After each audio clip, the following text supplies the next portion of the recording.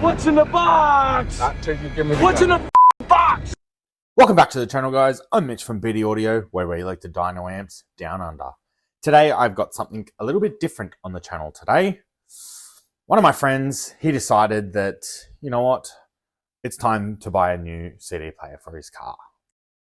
Now, he was having a look on the internet and he's looking at some double-din head units. He wanted something with Bluetooth, a bit of CarPlay, but obviously his budget couldn't afford a decent one like this, or this, or this. So he hit me up to have a look and see what he could find. He didn't have much of a budget. He said, look, to be really honest, I just need something secondhand. He's not too fussed on too much. He just wanted to have a little bit of abilities with his phone to connect, to show maps, even if it was just Bluetooth or screen mirroring. So obviously, I searched the net and I found this. This is an Akodo head unit. This is a 7-inch double-din car radio MP5 auto multimedia player touchscreen Bluetooth CarPlay. So this here set me back a whopping $27 Australian. So obviously some people have gotten these in the past and haven't had great experiences. But I thought, you know what, for an experiment, let's get possibly the cheapest head unit that has CarPlay off the internet, and let's bring it onto the channel and show you guys what it's all about.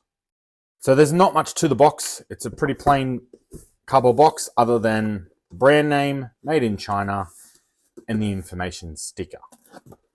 Let's pop the box open and have a look what's inside. First, you have your packet, which has your remote, your power cable, and then your speaker cable, as well as a manual. Next, you have a random piece of foam to protect the screen, and your head unit, and some more foam, and an empty box. That's it. No cradles, no nothing. No camera, no microphones. So here it is, guys. Let's pull it out. Wow, that is very light. Let's put this on a scale and see what we've got. Okay, let's check this out. 419 grams. Or, for the American people, 14.8 ounces or pounds. I'm not entirely sure. That's very light. Very, very light. I actually thought the case was plastic. It's just, it almost sounds like plastic and it sort of looks like plastic. It is just a very, very thin aluminium. But let's peel the face off.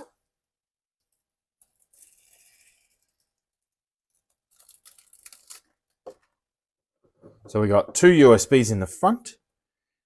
We have your aux, volume down, volume up, power, a reset, and a mic.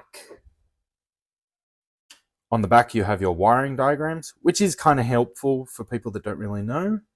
You have your two plug connections. You have a 10 amp fuse. You have your left and right out RCAs. You have your video out 1 and 2. CVB SIN, not entirely sure. And your cam in and an aerial. But I guess there's nothing left. Let's wire this up and see what the picture looks like. And we'll even put some speakers onto it and check its sound. All right, so I've got it wired up. I don't actually have a switch for your accessories. I've just got it hooked to power. So we are just going to connect the clip. Okay. So it definitely loads up quite quickly. I wasn't expecting it to, I suppose, go that quick. Let's touch home. Music, movie, Bluetooth. Any other settings? Settings, aux, display, file. I tell you what, it's quite snappy for what it is. It's quite snappy. It's not like the old ones where they were quite laggy. The touch points up in the corners are a little bit, how you going? But I will admit it's quite responsive. Okay, so we're going to connect it via USB and see what happens. Okay, so it's quite responsive. And okay, that's not Apple CarPlay. That is car mirroring. So it's basically mirroring whatever's on the phone. Okay, I suppose let's do two things. Let's find YouTube, wherever YouTube is. YouTube, okay, and let's load up something on here. So it's playing the video, but the music is coming off the phone and not actually the head unit. The head unit is maxed out and there's nothing coming from there. I've turned the volume down from the phone, but yeah, by turning the volume up on the phone, it's coming out of the phone. So it's actually not projecting, it's only mirroring, I suppose, which in a sense could be good for navigation. So if we went to Google Maps and we said, let's pick a random thing, we go directions, let's hit go. And I suppose as a GPS it works. The color is pretty bad. On any other angle other than straight, it sort of looks very white. But let's try normal music. Let's see if it plays anything. No, still playing from the phone. Okay, so if you're using a cord, it's purely just to charge your phone, which it is charging, and to mirror. So that's not very effective. Let's give the wireless option a go. Okay, so what we're now going to do is we're going to test the Apple CarPlay. I have done what it said. It does say that it's either wired or wireless. I have connected to Bluetooth, but the Bluetooth works. So let me quickly show you that. So your Bluetooth, it's already connected. I do have a speaker hooked up.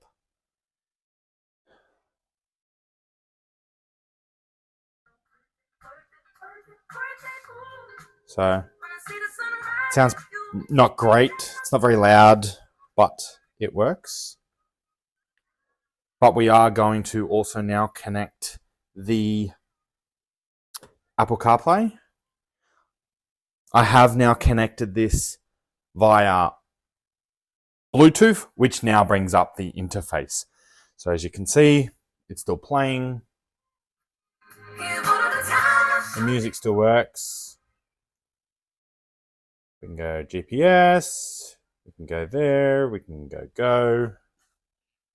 And you know what? For the most part, it's actually not that bad. I was expecting it to be really bad. So music.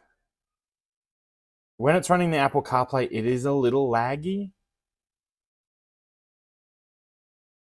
But I suppose it's not terrible. For $27, it's not that bad.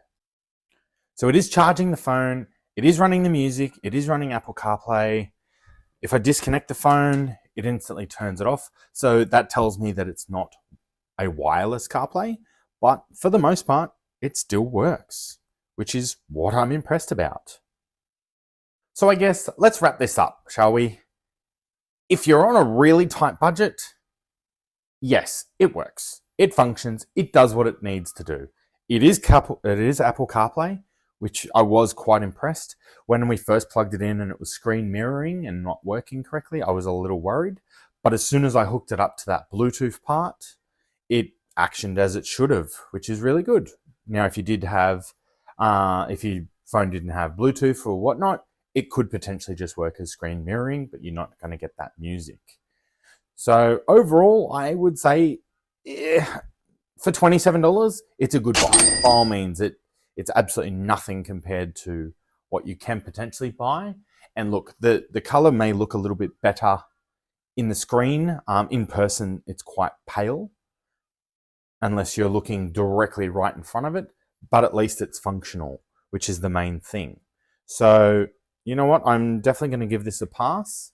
If you're on a really tight budget and you need to get something quickly, and and you're not wanting expensive or really high quality sound or anything like that, I'd definitely give this a go. For under $30 delivered to my door within 10 days from AliExpress, you know what? It's pretty good. Well, I hope you enjoyed this quick little review of a doubled-in CarPlay head unit. Make sure you hit that subscribe button, ring the bell for notifications. That way you know the next time we post a video. Who knows, maybe it might be something cool like this. As usual, guys, thanks for tuning in. This is Mitch from BD Audio, where we like to dyno amps down under. I'm tuning out. See ya.